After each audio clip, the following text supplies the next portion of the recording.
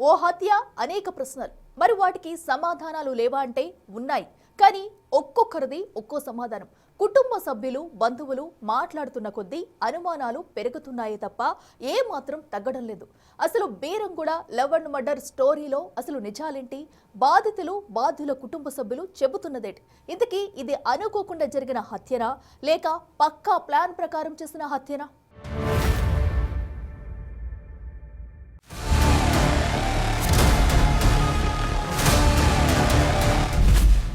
అమ్మాయిని ప్రెగ్నెంట్ చేస్తే ఊరుకుంటారా?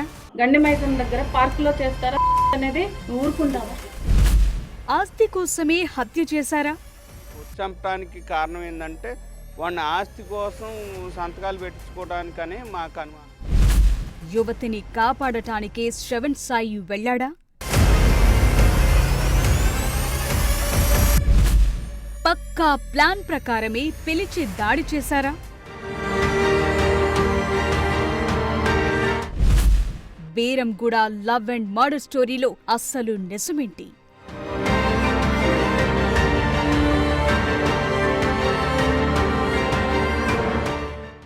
శ్రవణ్ సాయి, ఈ బీటెక్ చదివే యువకుడి హత్య ఇప్పుడు అనేక ప్రశ్నలను తెరపైకి తీసుకొచ్చింది. 15 ఏళ్లకే చిగురించిన ప్రేమ, ఆ తరువాత చెట్టాపట్టాలేసుకుని తిరగటం, 18 ఏళ్లకి ప్రేమికురాలిని గర్భిణిని చేయటం, ఆ తరువాత వివాదాలు, వార్నింగ్లు, చివరికి ఆ యువకుడి ప్రాణం పోయింది. కాని ఆ రోజు అసలేం జరిగింది అనేది మాత్రం ఇప్పుడు ఓ మిస్టరీగా మారింది. ఈ హత్య కేసులో అనేక కోణాలు కనిపిస్తున్నాయి. ఈ హత్య తల్లిదండ్రుల ఆవేదనను చెప్తోంది. సమాజాన్ని ఇంకా కులం అనే పీడ ఎలా వేధిస్తోందో చూపుతోంది. అన్నింటికంటే ముఖ్యంగా లేత వయసులో చిగురించే పరిణితి లేని ప్రేమ ఎలాంటి అనర్థాలకు దారితీస్తుందో చాటి చెప్తోంది.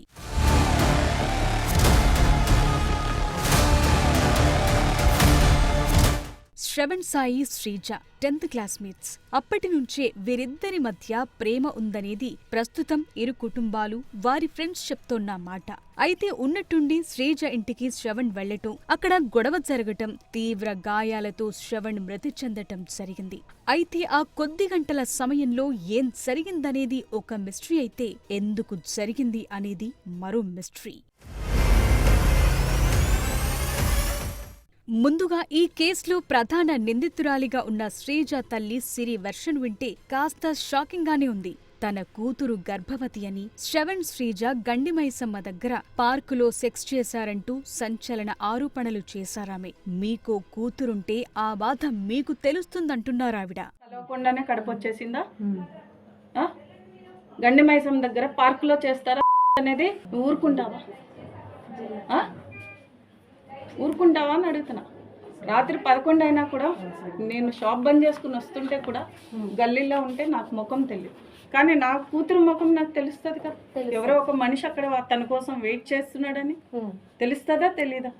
ఏంటమ్మా ఎవరు అని అంటే, కాదమ్మా గల్లీలో మా నాకు ఫ్రెండ్స్ ఉంటారు కదా, అలా అని ఈ అమ్మాయి కవర్ చేసింది. ఎందుకంటే ప్రాబ్లం వాడెవడో కాదు, ప్రాబ్లం నా కూతురు అని నేను అనుకుని నా కూతురు. తప్పు చేసిన తన కూతురిని కొడుతుంటే శ్రవణ్ సాయి అడ్డొచ్చాడని, అప్పుడే అతడికి దెబ్బలు తగిలి మృతి చెందాడని చెప్తోందామె. కాని ఇది పూర్తిగా ఫిక్షనల్ స్టోరీ అనేది శ్రవణ్ ఫ్రెండ్స్ మాట. ఏడాది నుంచి యువతిని శ్రవణ్ సాయి కలవనే లేదంటున్నారు అతని ఫ్రెండ్స్.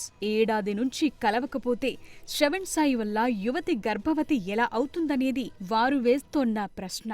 ఏదైతే రోజు మా ఇద్దరికి కత్తులు చూపెట్టి బెదిరించారో ఆ రోజు నుంచి ఈ రోజు దాకా మళ్ళా వాళ్ళిద్దరి మధ్యలో ఉన్న కాన్వర్జేషన్ ఏంటంటే నన్ను నుంచి తీసుకో, ఇది ఒక్కటే మాట. వాళ్ళిద్దరి మధ్యలో ఎప్పుడు నడిచిన కాన్వర్జేషన్ నడుతుంది. ఈ చిక్కుముడి ఇప్పుడు వీడాల్సి ఉంది. అయితే ఈ కేసులో మరో కొత్త అంశాన్ని తెరపైకి తీసుకొచ్చారు సాయి ఫ్రెండ్స్. శ్రీజ అసలు ఆ ఇంట్లో ఉండేందుకు ఇష్టపడలేదని, చాలా సార్లు బయటకొచ్చేసిందంటున్నారు ఫ్రెండ్స్. ఇట్లా ఆమె ఇంట్లో నుంచి వచ్చేసిందని చెప్పిండు, బయటికి వెళ్తా తీసుకొని వెళ్ళిపోతా అని చెప్తే అప్పుడు మేము నచ్చ చెప్పినాం మనకి, వద్దురా ఇప్పుడు నువ్వు చదువుకుంటున్నావు, ఇంకే తీసుకో, ఎట్లా పోషిస్తావు, ఎట్లా వేసాం అని చెప్పి అప్పుడు ఆపేసి అమ్మాయి ఇప్పటికి 3 times వచ్చింది. సో శ్రవణ్, శ్రీజ ఇంట్లో నుంచి గతంలో కూడా బయటకు వెళ్లారు అనేది ఇక్కడ తేలిన అంశం. దీనిపై శ్రీజ తల్లి సిరి పోలీసులకు కూడా గతంలో ఫిర్యాదు చేసింది. అయితే శ్రీజ ఇలా వచ్చేయటానికి కారణం ఆమె పెంపుడు తండ్రి హరిప్రసాద్ అంటూ మరో కొత్త ట్విస్ట్ ను తెరపైకి తీసుకొచ్చారు శ్రవణ్ ఫ్రెండ్స్. ప్రస్తుతం ఉంటుంది వాళ్ళ హస్బెండ్తో కాదు, పెళ్లి చేసుకున్న ఆయనతో కాదు, ఒక 6-7 ఇయర్స్ నుంచి వేరే ఎవరో ఒక ఆయన తోడు రిలేషన్లో ఉండి ఇద్దరు కలిసి ఉంటున్నారు. ఆ ఎవరితో అయితే ఉంటున్నాడో ఆ వ్యక్తి ఈమెతోటి మిస్బిహేవ్ చేస్తాడు. ఓకే. ఎప్పటి నుంచి అలాంటి సిచ్యువేషన్ ఫేస్ చేస్తున్నారు? ఒక 4-5 మంత్స్ నుంచి ఇట్లా మిస్బిహేవ్ చేస్తున్నాడు, నా వల్ల కావట్లేదు, నేను వస్తా నన్ను తీసుకొని వెళ్ళు అని చెప్పి ఫోర్స్ చేస్తుంది మా ఫ్రెండ్ని. ఓకే. ఇది ఎందుకు అంతలా ఫోర్స్ చేస్తుంది అని చెప్పి నేను క్వశ్చన్ చేస్తే నాకు వచ్చిన ఆన్సర్ ఇది. తల్లిదండ్రులతో మాట్లాడినా ఎప్పుడంటే సంవత్సరం రోజుల క్రితం ఇంట్లో నాకు ఉండాలని లేదు, ఆయన ఉంటుంటే నాకు ఉండాలని లేదని చెప్పి ఇంట్లో చెప్పింది. ఇంట్లో నుంచి వచ్చేసింది బయటికి. నేను ఆ రోజు నేనే శివాకి సర్ద చెప్పి మళ్ళా వాళ్ళ ఇంటికి తీసుకొని పోయి దింపిన మేమిద్దరమే. అక్కడితో ఆగలేదు. అసలు శ్రీజకు ఇంట్లో నరకం చూపించారని, చాలా వేధించారంటూ చెప్తున్నారు. అంతకుముందు ప్రతిసారి అంతా ఒకటే వేలో ఉంటారు. ఆమెని ఎట్లా అంటే ఇప్పుడు ఈ ఇన్సిడెంట్ తెలిసిన తర్వాత మొత్తం గుండు కొట్టించారు. ఆ పాపకి గుండు కొట్టారు వాళ్ళు. ఒకసారి బయటకు వచ్చి మళ్ళా ఇంట్లోపడికి వెళ్తే గుండు కొట్టారు. కొడతారు, ఫుల్ కొడతారు. ఎందుకు కొడతారో తెలియదు. మళ్ళా ఎట్లా పడితే అట్లా ట్రీట్ చేస్తారు. ఒక ఆడపిల్లని ట్రీట్ చేసినట్టు ట్రీట్ చేయరు వాళ్ళ ఇంట్లో ఆమెని. వాళ్ళ ఆమె ఎవరైతే ఉంచుకుందో ఆయన చాలా గలీజ్గా బిహేవ్ చేస్తాడు. మరి ఇందులో ఏది నిజం, ఏది అబద్ధం? అయితే శ్రీజ సాయి లవ్ స్టోరీ అనేది ఇరు కుటుంబాలకు చాలా నెలలుగా తెలిసిన విషయమే. ఎందుకంటే ఇప్పటి వరకు ఇరు కుటుంబ సభ్యులు చెప్పినట్టుగా ఇది ఒక్క రోజులో జరిగిన వ్యవహారమైతే అస్సలు కాదు. ఎందుకంటే ఒక్కసారి ఈ వీడియో చూడండి. 6 నెలల కిందట శ్రవణ్ సాయి కుటుంబంతో మాట్లాడేందుకు అమీర్పేట్లోని అతని పెదనాన్న ఇంటికి వెళ్లారు యువతి తల్లి, పెంపుడు తండ్రి. తమ కూతురు జోలికి రావద్దని శ్రవణ్ సాయి పెదనాన్న పెద్దమ్మకు వార్నింగ్ కూడా ఇచ్చారు. అయితే ఈ సందర్భంగా మాట పెరగటంతో యువతి పెంపుడు తండ్రి శ్రవణ్ సాయి పెదనాన్నకు మధ్య వాగ్వాదం జరిగింది. ఇద్దరూ తీవ్ర స్వరంతో తిట్టుకున్నారు.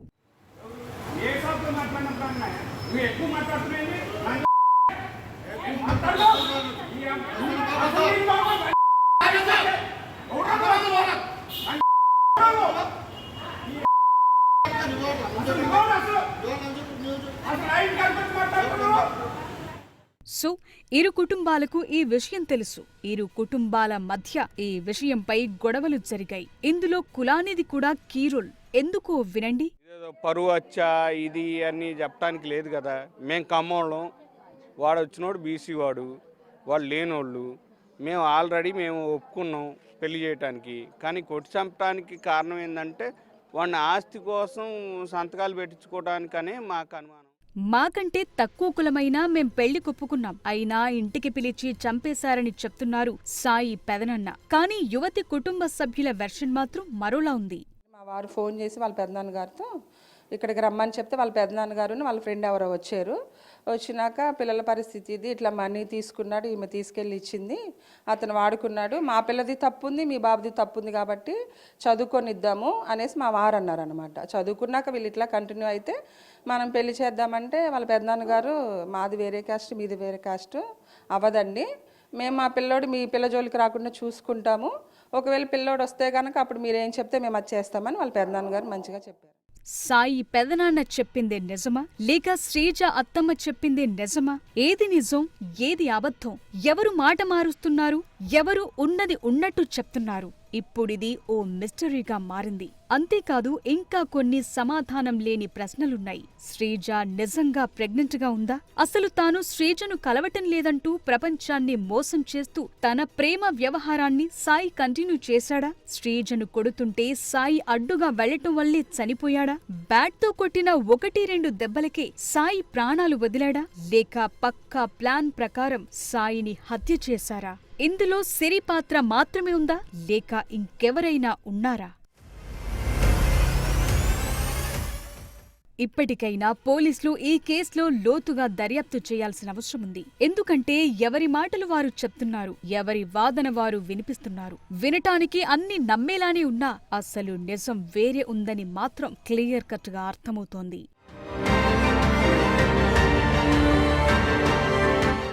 కానీ ఈ మొత్తం సినారియోలో కొన్ని మాత్రం నిజాలున్నాయి. అది శ్రవణ్ సాయి హత్యకు గురవటం, సాయికి శ్రీజకు ముందు నుంచే పరిచయం ఉండటం, ఈ ప్రేమ వ్యవహారం ఇరు కుటుంబాలకు ముందే తెలిసి ఉండటం, ఈ విషయంపై ఇరు కుటుంబాల మధ్య గొడవలు కూడా జరగటం. పారిపోయిందయ్యా, మాకం పారిపోయిందయ్యా. నేను పెంచుకున్న దానికి సార్థకత ఏముందయ్యా? నా తమ్ముడు కొడుకైనా నేను అంత ప్రాణంగా పెంచుకున్నాను. నన్ను అమ్మే అంటాడయ్యా, నన్ను అమ్మే అంటాడయ్యో. ఆయన మావయ్య అన్న నన్ను అమ్మే అంటాడయ్యా. నా పిల్లగాళ్ళ కంటే ప్రాణంగా పెంచిండయ్యో మా ఆయన కొడు. అసలు 10వ తరగతిలో ప్రేమేంటి? స్కూళ్ళు కాలేజీల్లో పాఠాలు వినకుండా ఈ ప్రేమ పాఠాల గోలింటి? పుస్తకాలను వదిలి యువత ప్రణయ గీతాలు ఎందుకు పాడుతున్నారు? ప్రేమ సాకుతో ఎందుకు హద్దులు దాటుతున్నారు?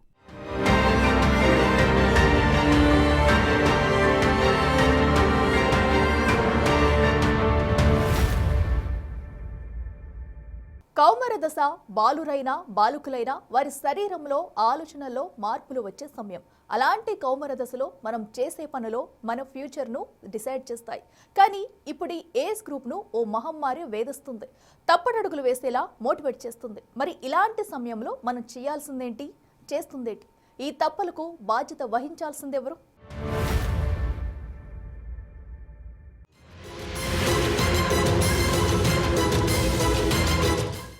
పాఠాలు వినాల్సిన వయసులో ప్రేమ పాఠాలు చదువుతున్నారు. చదువుకోవాల్సిన వయసులో ప్రణయ గీతాలు పాడుతున్నారు. Girl friend, boy friend maintain చేయకపోతే పరువు పోయినట్టు ఫీల్ కావటం ఇప్పుడు కామన్ గా మారింది. స్కూల్ స్టేజ్ నుంచే ఇలాంటి సిచ్యువేషన్స్ కనిపిస్తున్నాయి. మరి గతంలో అలా లేదు కదా. ఇప్పుడు ఈ ట్రెండ్ ఎందుకింత పెరిగింది అంటే సమాధానం సింపుల్. మన చుట్టూ ఉన్న పరిస్థితులు, చేతిలో ఫోన్లు, మనం చూసే సినిమాలు.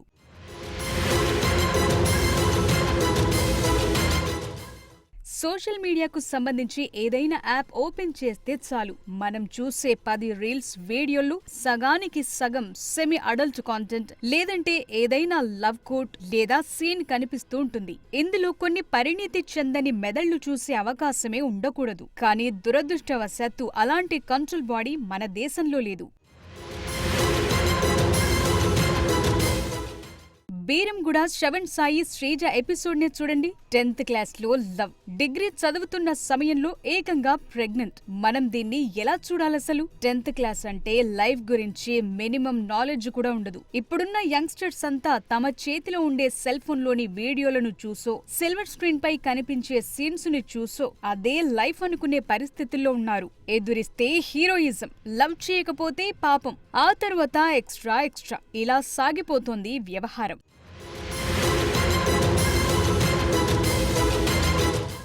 మనకు ఎక్కువగా కనిపించే రొమాంటిక్ మూవీస్, వెబ్ సిరీస్లు ఒక ఇంప్రెషన్ క్రియేట్ చేస్తున్నాయి. తెలియకుండానే love at first sight, soulmates అనే కాన్సెప్ట్ ను డెవలప్ చేస్తున్నాయి. దీనికి తోడు సోషల్ మీడియాలో కనిపించే పర్ఫెక్ట్ గా ఎడిట్ చేసిన కపుల్ రిలేషన్షిప్ వీడియోలు, ట్విస్ట్ చేసిన ఇంటర్వ్యూలు కూడా ఇంపాక్ట్ చూపిస్తున్నాయి. ప్రేమ కోసం ఏమైనా చేయాలి, ఎంతకైనా తెగించాలి అని ఓ భావనను క్రియేట్ చేస్తున్నాయి. సినిమాలు, సీరియల్స్ లో ప్రేమ, డేటింగ్ సీన్స్ చాలా కామన్ గా మారాయి. ఈ ఏజ్ లో కాకపోతే ఇంకెప్పుడు లవ్ లో పడతారు అనే సిచ్యువేషన్స్ ను క్రియేట్ చేస్తున్నాయి ఇవన్నీ.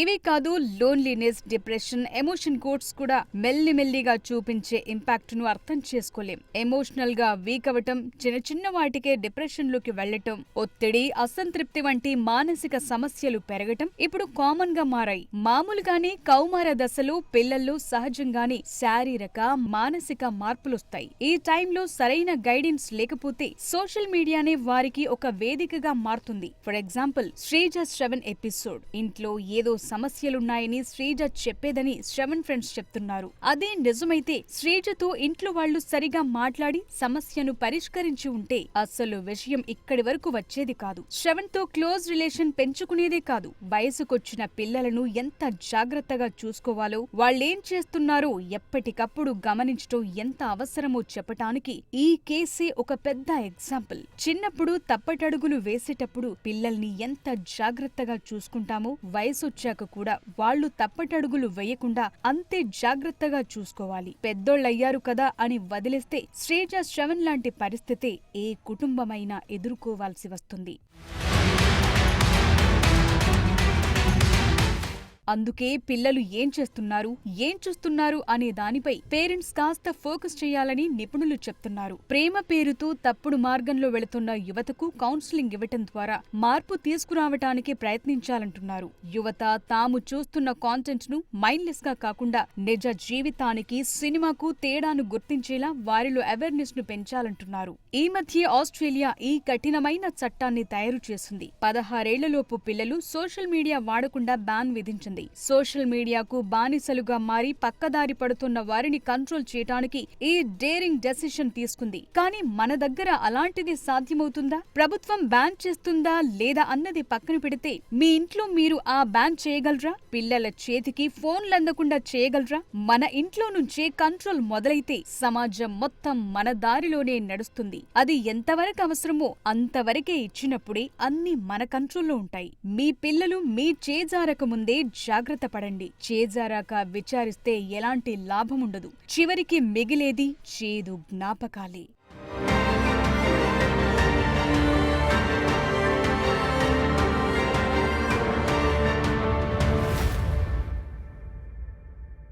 వీక్షణంలో షార్ట్ బ్రేక్ తీసుకుందాం.